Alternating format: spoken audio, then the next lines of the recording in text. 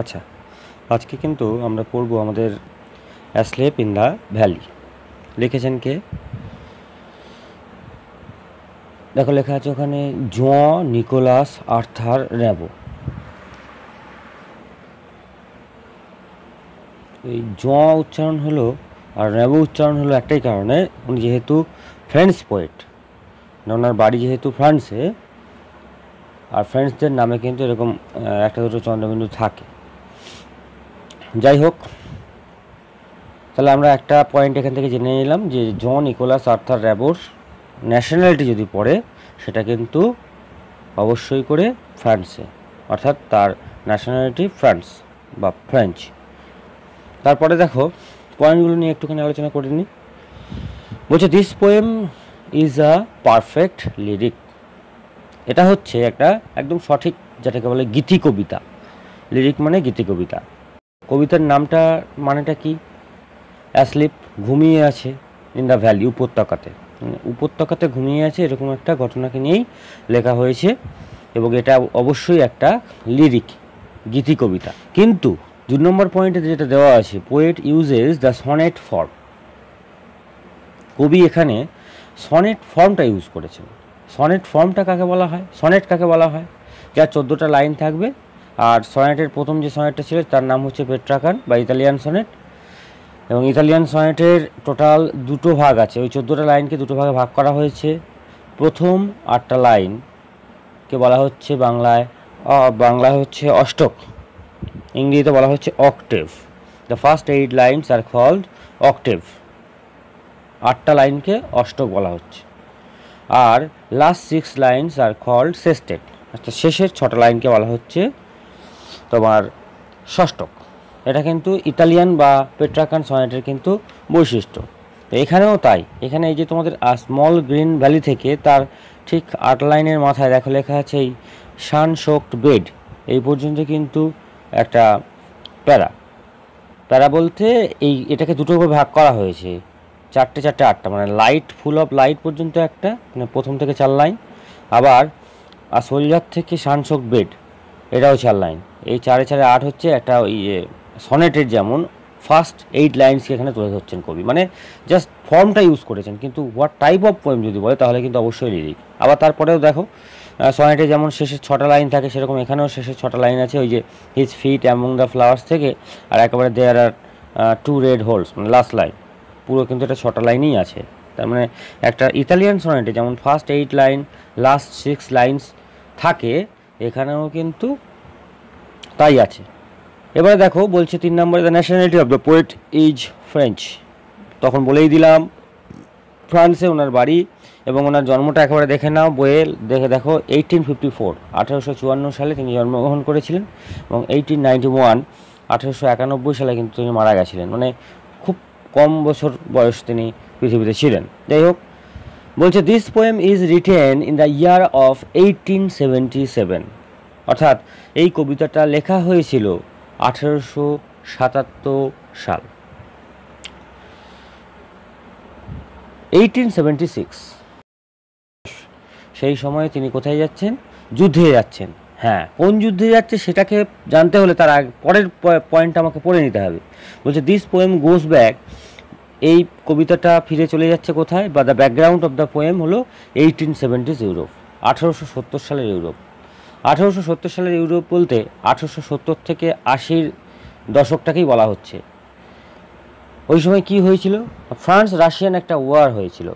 France Russian war বলতে তখন দেখো 1870-এর ইউরোপ, মানে 1870 থেকে 80-র দশক, মানে কিন্তু আমরা তখন সবাই ইংরেজদের বন্ডেজের মধ্যে আমরা আছি। এবার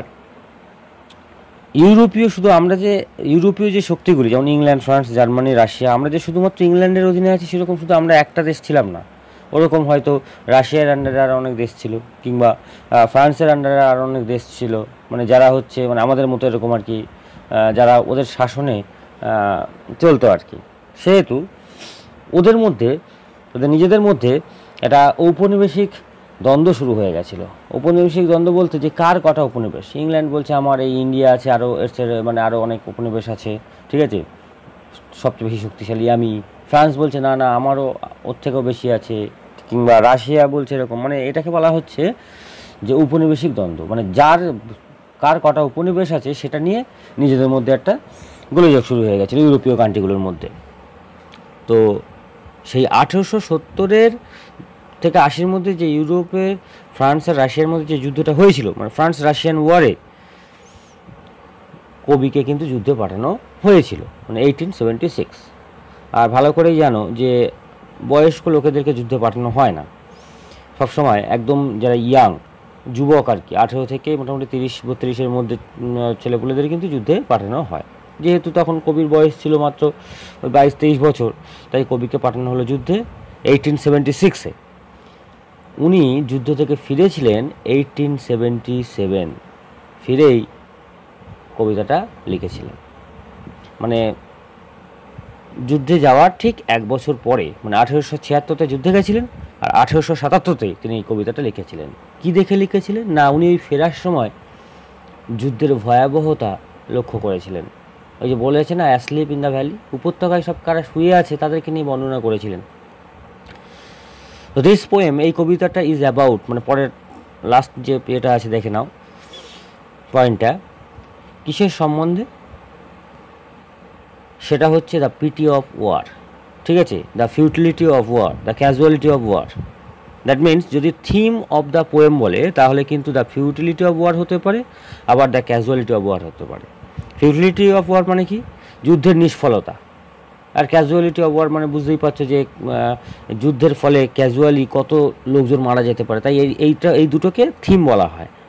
আর দিস পোয়েম রিফ্লেক্টস বলে দেখো লেখা আছে দ্য পিটি অফ ওয়ার, যুদ্ধের করুণ অবস্থার কথা কিন্তু এখানে তুলে ধরে। হলো তাহলে এবার এই অ্যাসলিপ ইন দ্য ভ্যালি, এটা তো একটা ওয়ার পোয়েম বলা চলে, মানে যুদ্ধ বিষয়ক কবিতা। তো এখানে একটা জিনিস আমাদের একটু মনে রাখতে হবে যে দেখো অ্যাকচুয়াল যুদ্ধ মানুষের কাছ থেকে, মানে যুদ্ধ মানুষের কাছ থেকে কী কেড়ে নেওয়ার আগে বলি যে যুদ্ধে অ্যাকচুয়াল কাদের ক্ষয়ক্ষতি বেশি হয় বলো তো, আমাদের মতো সাধারণ মানুষদের। এই আজকে যদি ইলেকশান যখন হয়, ইলেকশানের সময় দেখব যারা ইলেকশানের জন্য, যাদের জন্যে আমরা লড়ি, তাদের কিন্তু কোনো দিন কোনো কিছু বেশি হয় না, হয় আমাদের মতো সাধারণ মানুষদের, যারা হচ্ছে খুব বড় মাপের সব মানে পলিটিশিয়ানরা আছে, তাদের হচ্ছে কথায় আমরা ওই কটা দিন তাদের জন্য লড়াই করি, নিজেদের মধ্যেই মারামারি করি, কাটাকাটি করি, মারা যায়। যুদ্ধও তাই, যারা যুদ্ধ ব্যবসায়ী ওদেরকে বলা হয় ইংরেজিতে ওয়ার মঙ্গার্স। তারা কি করে, তারা ওই যুদ্ধে শুধু আমাদেরকে কাজে লাগিয়ে দেয়। কি বলছে দেখো, বলছে যে আ স্মল গ্রিন ভ্যালি, কবিতাটার দিকে চলে যাও, বলছে একটা ছোট্ট সবুজ উপত্যকা। তাই পরীক্ষায় প্রশ্ন পড়তেই পারে উপত্যকাটা কেমন, একটা ছোট্ট এবং সবুজ, ওয়ার যেখানে আসলো ধীরে ধীরে একটা স্ট্রিম, ছোট একটা নদীর ধারা ফ্লোস প্রবাহিত হয়, অ্যান্ড লিপস, এবং ওই নদীর ধারাটা কি রেখে যাচ্ছে, লিপস মানে এখানে রেখে যাওয়া, লং স্ট্র্যান্ডস, লম্বা লম্বা সব সুতোর মতো কী সব জিনিস রেখে যাচ্ছে, বা সুতোগুলো রেখে যাচ্ছে অফ সিলভার, যেটা কিনা রূপোর মতো দেখতে, অন দ্য ব্রাইট গ্রাস, উজ্জ্বল ঘাসের ওপরে। কিন্তু রূপোর মতো লম্বা সুতো কেন বলা হয়েছে, দেখো ফ্রান্সের নদীগুলো, মানে এমনি ফ্রান্স ঠান্ডার দেশ, নদীগুলো তো স্বাভাবিক ব্যাপার, বেশিটা কিছু কিছু বরফ তো ওখানে নদীতে থাকবে, এবং দূর থেকে একটা পর্বতের চূড়া থেকে বা একদম উপর থেকে হেলিকপ্টার থেকে দেখলে মনে হবে যে একটা যেন সাদা সুতো হয়ে, মানে সাদা সুতো যেন পড়ে আছে। আর বিশেষ করে যখন সেটা আবার সবুজ ঘাস এখানে নয়, কিন্তু পরীক্ষায় কিন্তু এটা বারবার প্রশ্ন পড়ে কিন্তু, এবং ছেলেমেয়েরা বেশিরভাগ সব ভুল করে যে সবাই ভাবে যে ওই ঘাস তো সবুজই হবে, কিন্তু ওখানে ব্রাইট গ্রাস, ওই যে চারদিকের ঘাসটা এতটা সবুজ তো ঝকঝক করছে, উজ্জ্বল আর কি। তো সেই উজ্জ্বল ঘাসের ওপরে ওই রূপোর সুতোগুলোকে রেখে যাচ্ছে কবি, সেটা জাস্ট বলছেন আর কি, তার পোয়েটিক ইমাজিনেশানে তিনি ওটাকে ওই রূপোর সুতোই দেখছেন। যাই হোক, ফ্রম দ্য মাউন্টেন টপ, পর্বত চূড়ো থেকে স্ট্রিম পড়ছে দ্য সানস রেস, সূর্যের রশ্মিগুলো। তাহলে পর্বত চূড়া থেকে কি পড়ছে, সূর্যের রশ্মিগুলো। দে বলতে এখানে সানরাইজের কথাই কিন্তু বলা হয়েছে। তারা ফিল ভরিয়ে দিচ্ছে দ্য হলো ফুল অফ লাইট। হলো মানে নিচে লেখা আছে কি দেখো, রেফার্স টু দ্য ভ্যালি। এখানে উপত্যকার কথা বলা হয়েছে, ঠিক আছে, কিন্তু অ্যাকচুয়াল শুধু উপত্যকাকে হলো বলা হয় না, ওই লিখে নাও, ওই ভ্যালির পাশেই লিখে নাও, ওই যে নিচে হলো মানে লেখা আছে দেখো, রেফার্স টু দ্য ভ্যালি, ভ্যালির পাশে লিখে নাও lies, LIES, lies between, BETWEEN, between mountains, MOUNTAINS, অর্থাৎ পর্বত মধ্যবর্তী উপত্যকা। এবারে চলে যাই সেকেন্ড প্যারাতে। বলছে আ সোলজার, একটা সৈনিক, ভেরি ইয়াং, খুব কম বয়স। পরীক্ষায় কিন্তু প্রশ্ন পড়ে এটা, এবং একটা মারাত্মক ঘুরিয়ে প্রশ্ন পড়ে যে সৈনিকটার বয়স কত ছিল। ওখানে দুটোই লেখা থাকে, একটা young, very young. You have to tick on very young, okay, very ইয়াংয়েই কিন্তু টিকটা মারবে। যে কিনা লাইস শুয়ে আছে ওপেন মাউথ, মুখটা হাঁ করে, আর পিলো, একটা বালিশ, মেড অফ ফার্ন, ফার্নের তৈরি, বিনিথ হিজ হেড, তার মাথার তলায়। অর্থাৎ আজকে যদি আমরা বিছানায় শুয়ে পড়ি, বালিশ যদি না নিয়ে পড়তে পড়তে যখন যদি ঘুমিয়ে পড়ি, তখন আমাদের মারা আমাদের মাথায় বালিশ দিয়ে দেয়, তোমাদের তাই করে, ঠিক কিনা বলো? কিন্তু এখানে যে সৈনিকটা, ওই যে বলছে এক্ষুনি যে খুব কম বয়স, মুখটা হাঁ করে ওখানে শুয়ে আছে, তার মাথায় কিন্তু, যেহেতু তার মা ওখানে আর প্রেজেন্ট নেই, তাই ওখানে আরেকটা মা বর্তমান, সেটা হচ্ছে মাদার নেচার। সেই প্রকৃতি মা কিন্তু প্রোভাইড করেছে একটা বালিশ, যেটা কিনা ফার্নের তৈরি, মনে থাকবে। বলছে স্ট্রেচ, ছড়িয়ে ছিটিয়ে রয়েছে, ওই যে সৈনিকটার কথা বলছে, বিছানায় যেমন সবাই ছড়িয়ে ছিটিয়ে ঘুমায় আর কি, ইন দ্য হেভি আন্ডারগ্রোথ, ওই যে প্রচুর আন্ডারগ্রোথ, আন্ডারগ্রোথ কথাটা নিচে লেখা আছে দেখো, বুশেস অ্যান্ড প্ল্যান্টস করে না, ওখানে বুশেস অ্যান্ড দিয়ে একটা প্ল্যান্টস করো, PLANTS, মানে ঝোপঝাড় লতা পাতার কথা বলা হচ্ছে।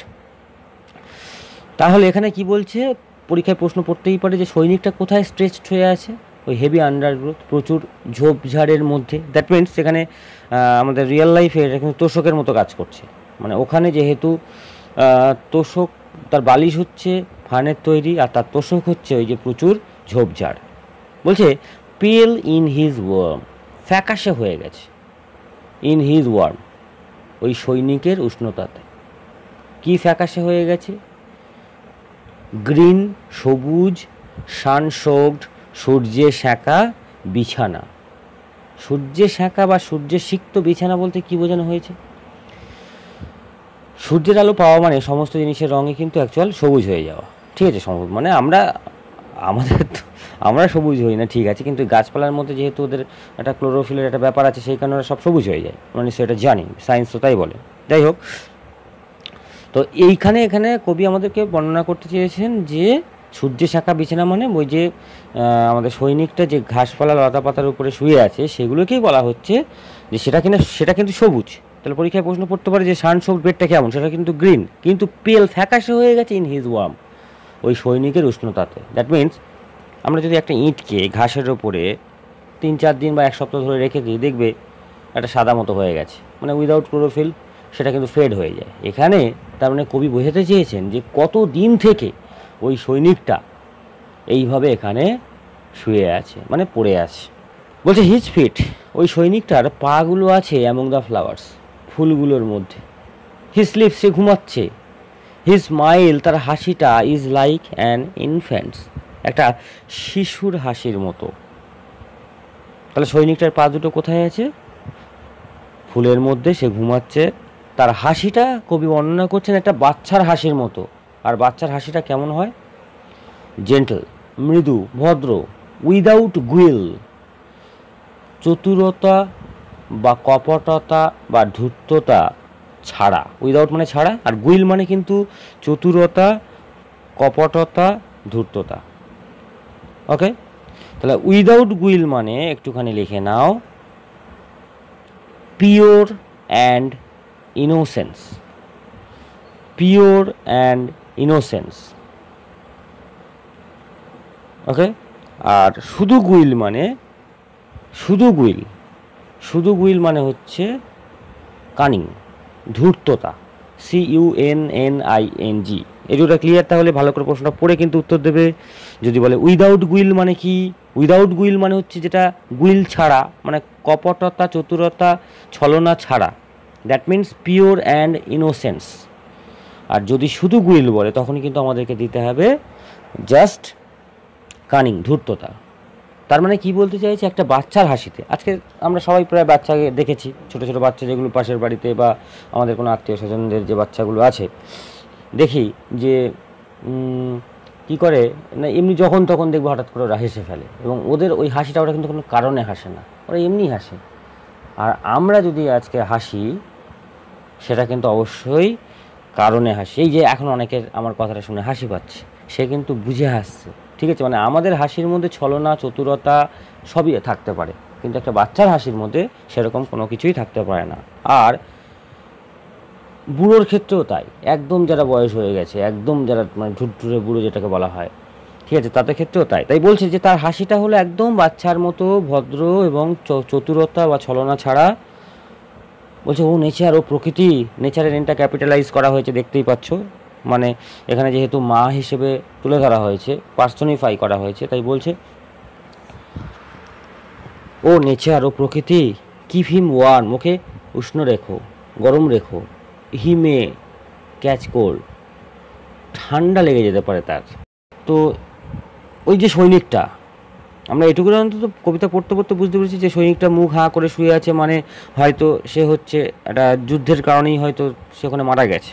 যাই হোক, এখানে আমরা সেটা এখনও পর্যন্ত ক্লিয়ার কিছু পাইনি। যাই হোক, যেহেতু ওটা ঠান্ডার দেশ এবং কোনো রকম কোনো শীতের পোশাক ছাড়া ওই হেভি আন্ডারগ্রোথ, মানে একদম ন্যাচারাল ম্যাট্রেসের ওপরে, প্রাকৃতিক তোষকের ওপরে শুয়ে আছে, তার মাথার তলায় প্রাকৃতিক বালিশ, তার মানে নিশ্চয়ই তাকে উষ্ণতাটাও কিন্তু প্রকৃতিই প্রোভাইড করতে পারে। তাই কবি কী করেছেন, এবং ওর হাসিটা এতটাই সুন্দর, এতটাই মধুর, এতটাই পিওর অ্যান্ড ইনোসেন্স যে কবি বাধ্য হয়ে নেচারকে রিকোয়েস্ট করছেন যে ও তো তোমার বাচ্চার মতো, তো ওর তো ঠান্ডা লেগে যেতে পারে, ওর মা তো এখানে নেই যে আঁচল দিয়ে ওকে উষ্ণতা দেবে, সুতরাং তুমি ওর মা, প্রকৃতি মাতা, তুমিই ওকে চেষ্টা করো একটুখানি উষ্ণতা দেওয়ার, তারা হয়তো ঠান্ডা লেগে যেতে পারে। ক্লিয়ার এটুকুটা?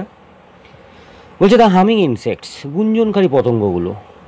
গুঞ্জনকারী পতঙ্গগুলো কারা হয়? এই মশা, মাছি, মানে যারা আমাদেরকে কানের ধারে এসে ভোঁ ভোঁ করলে আমাদের বিরক্ত লাগে, মানে যারা বিরক্তকারী আর কি, পতঙ্গ যাকে বলা হয়। ডোন্ট ডিস্টার্ব হিজ রেস্ট, তার বিশ্রামকে কিন্তু বিরক্ত করে না। কেন তার বিশ্রামকে বিরক্ত করে না ওই হামিং ইনসেক্টস? আরে ওই সৈনিকটার তো কোনো সেন্স অফ ডিস্টারবেন্স নেই, তার তো কোনো বিরক্তির মনোভাবই নেই, সে তো অলরেডি ডেড, সে তো মারা গেছে। একজন মরা মানুষের কি হচ্ছে বিরক্তি থাকতে পারে? তাই বলছে যে গুঞ্জনকারী পতঙ্গগুলো তার বিশ্রামকে, এখানে রেস্ট মানে কিন্তু ইটার্নাল রেস্টের কথা বলা হচ্ছে, নিশ্চয়ই বুঝতে পেরেছো, মানে অনন্ত যে বিশ্রামের কথা বলা হচ্ছে, দ্যাট মিনস ডেথ। তারপরে কি বলছে দেখো, হি স্লিপস, সে ঘুমাচ্ছে ইন সানলাইট, সূর্যের আলোতে। ওয়ান হ্যান্ড, একটা হাত, অন হিজ ব্রেস্ট, তার বুকের ওপরে আছে। অ্যাট পিস, কীভাবে না শান্তিতে। তাহলে একটা হাত তার বুকের ওপরে শান্তিতে রাখা আছে, সে সূর্যের আলোতে ঘুমাচ্ছে। ইন হিজ সাইড, মানে ওই যে দিকটায় তার হাতটা আছে, দেয়ার আর টু রেড হোলস, সেখানে দুটো লাল গর্ত। পাশে লিখে নাও, ওই রেড হোলসের পাশে ইন্ডিকেট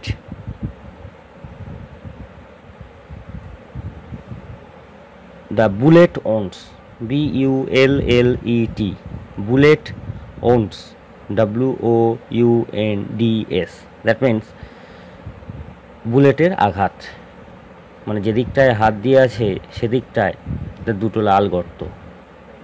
মানে বুঝতেই পারছি আমরা, উনিই হচ্ছে যুদ্ধের ভয়াবহতা, মানে যে সৈনিকটা আজকের পড়ে আছে, ওই ইয়াং যে সৈনিকটা, সেই কিন্তু আজকের ফিউটিলিটি অফ ওয়ার, উনিই হচ্ছে আজকে ক্যাজুয়ালিটি অফ ওয়ার, উনিই হচ্ছে আজকের যুদ্ধের করুণ অবস্থা, পিটি অফ ওয়ার।